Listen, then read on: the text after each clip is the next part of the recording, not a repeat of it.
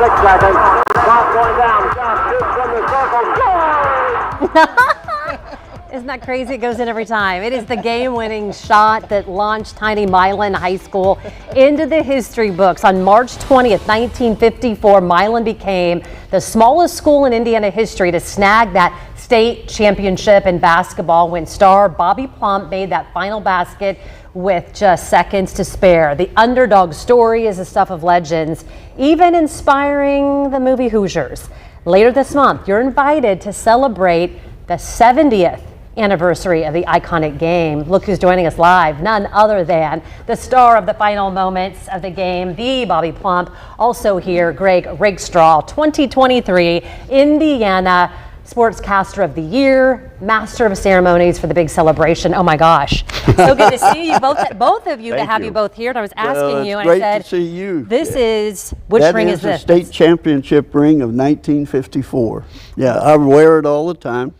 People come into our restaurant bar, Plump's Last Shot, and they want to take a picture, and I put my arm over their shoulder, and then they've got a memo. And there it is right there. Greg, on the sports side of things, talk to us about those who may not be familiar. We have a lot of young folks that watch the incredible win, and again, why it was so significant. Well, again, it is the ultimate story of Indiana high school basketball. And I'll go back to our state's 200th anniversary back in 2016. I was part of a group that put together, the top 25 sports stories of the first 200 years of the state of Indiana.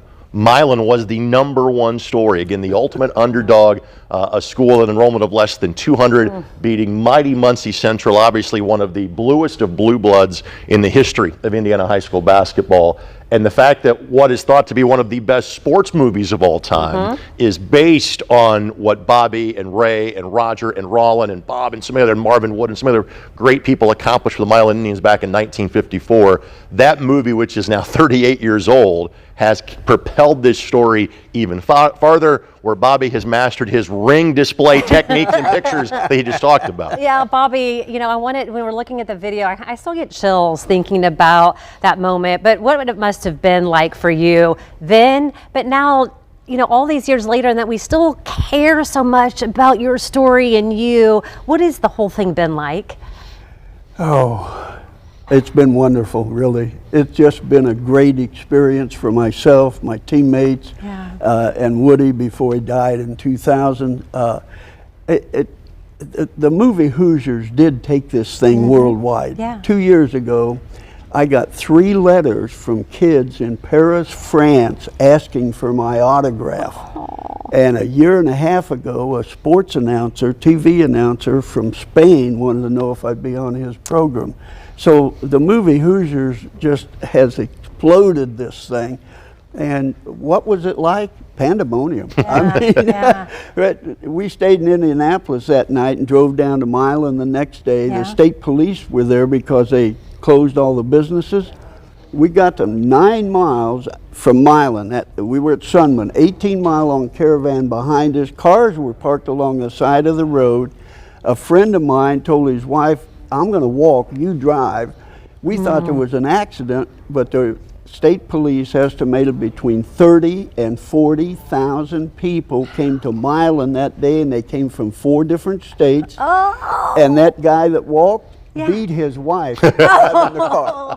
What a great story. Let's talk about the celebration, Greg. Sure. When, where, how can people go and be part of this next part of this celebration? Absolutely. So obviously this is the 70th year anniversary, and uniquely because of the NCAA first and second rounds being here, we actually have kind of a pause in the IHSAA state championship. So for example, the semi-states are this Saturday. We're not going to play the state championship games until March 30th. So that Saturday served as the perfect kind of stopping point to recognize what Bobby and his teammates did, not just for Milan, but for all of Indiana high school sports. So the official ceremony will be March 23rd, 11 a.m. at the Milan Gymnasium. There will be events taking place outside in the school parking lot. You get to see the wonderful new atrium, the entryway pavilion at Milan High School leading up to the gymnasium. But then you also get to spend time at the museum. And for as much as this is to honor Bobby and his team, it's also to make sure that museum is around for generations to come to tell that story. So Milan54.org has all of the information. Museum will open at 8 a.m. that day. And then Bobby and his teammates are taking actually kind of a Midwest-wide tour for the next few weeks, including being at the Horizon League Championship game tomorrow night at the Indiana State Fairgrounds and the Indiana Farmers Coliseum. Excellent. We're almost out of time, but I want to give you like the last 20 seconds.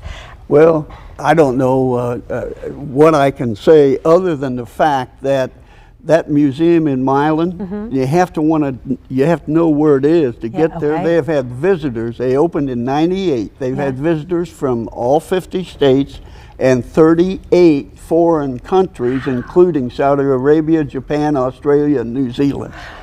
That's a pretty good story. I bet you, I think it is. And I think, could you still make the shot today? Oh no, up here. Yes, right? You got it. You got it. I not think you down could. here. So good to see you again. Nice seeing you Great, again. thank Yeah. you. You got it, Angela. So Thank much. you. We appreciate it. If you would like to meet this living legend, RSVP to the party. We have a link to do that at fox59.com. Just amazing, right? By the Love way, it. let me Yeah, interrupt yeah. one Oh. time. The population of Milan in Yeah. '54 was 1,100, and we already have 500 reservations to come. That'd be 50%. And room for plenty more.